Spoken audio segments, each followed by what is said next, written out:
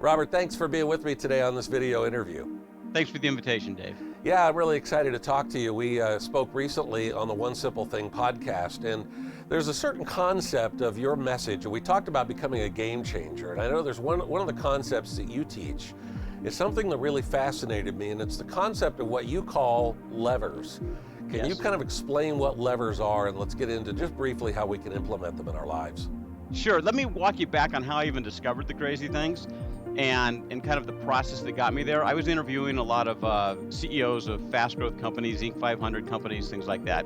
And I started noticing this pattern that came up on how they did it. And the way I got there was I started backwards and went, well, here we have a game change result. What happened right before that? Not surprisingly, what happened right before that was action. And a lot of books out there on how to get action and take action and be more organized and productive. So I walked back another step. Well, what happened before they took action? And as we took that step back, not surprisingly, there had to be an idea, a strategy, a concept to take action on. So there was an idea. Well, then the next step was a little more difficult, which is, well, what came before that? What came before the idea? And what I started finding were these things called leverage points. And a company discovered an element of leverage in it, and it might be a customer group that was more responsive. It might be a trend that they jumped on. It might be a new technology. It might be a new way to reach customers. There's many types of leverage points, but what was very common was they found the leverage point and then they created the idea for it. What's so critical about that is I looked at it and go, why is that such a commonality among these companies that created this game change? And it's an idea created from a leverage point is 100 to 200 to 300% more effective than just an idea. Like, okay, I've got to grow my business. Okay, well, I can do Facebook, I can do social media, I can do Twitter, I can cold call, I can network, I can do LinkedIn, right? But if I go, I want to grow my business, and then I discover that 5% of my most profitable customers have this one element in common, and that might be an industry niche or it might be a fact about them, and then I create an idea around that, it's many times more effective. I think on the audio interviews, I ran you through a couple where companies that were doing $1 million went up to $10-15 million once they did some of these subtle shifts that tapped into the leverage point. That's why I'm so fanatic about that leverage point.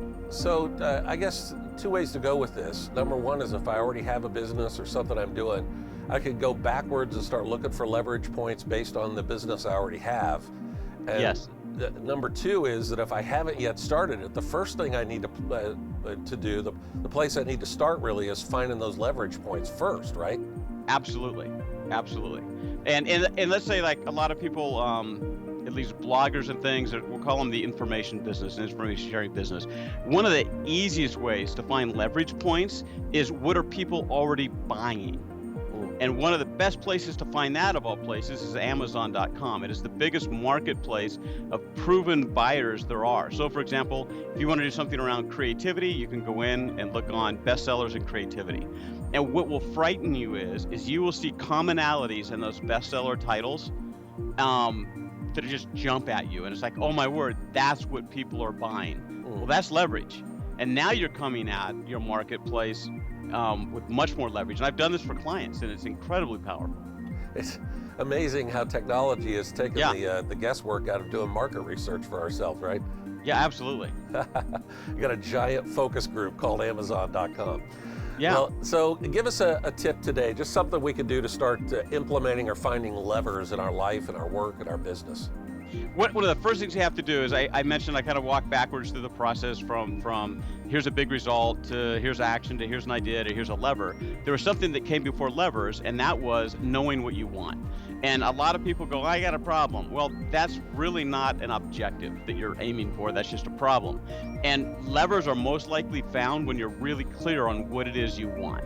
And so the first thing for folks to do is to go, what is it I want in this situation? And if it's a business, do I want increased sales? Do I want increased market share? Do I want increased customer retention? Do I want my existing customers to buy more? You've got to really get clear on that. And once you get clear on that, then start scanning for these levers. But that takes you, so there's so many levers that you can be researching all over the place trying to find them. But if you really get clear it is on what I want and what do I need to achieve that, and then go do your search for levers, you're far more likely to find them. So that would be one simple thing right off the bat to get more, to even increase your odds of finding a lever. I think you recommended too on the podcast that we ask why 3 times, right? Well, I want this, why? And Exactly. Every time you ask that, it takes you to a step deeper. And just like your example, so I want increased sales. Why? Because I want more money. Why do I want more money? Because I'm deep in debt and I need to get out. So what I really want is to get out of debt, correct? So that Exactly. opens up a whole new source of levers for me when I get down to that level. Yeah, and I look at it like a ladder, and every time you ask why, you're taking another step up on the ladder. And every step up includes all the possibilities of the lower step, but multiplies the number of options you have for achieving that. And so just taking to that step makes just even your ideation better. Like, oh, now I'm creating ideas, I know what I'm really after. But it also goes, okay, now that I know what I'm really after, I can start my search for levers. Makes a lot of sense. Robert, thank you so much. We'll have a link here in the video and also on the newsletter where people can touch base with you and make connection. And I really encourage them to do that. Thank you. I hope we get to talk to you again sometime. I hope so too. This has been great, Dave. Thank you.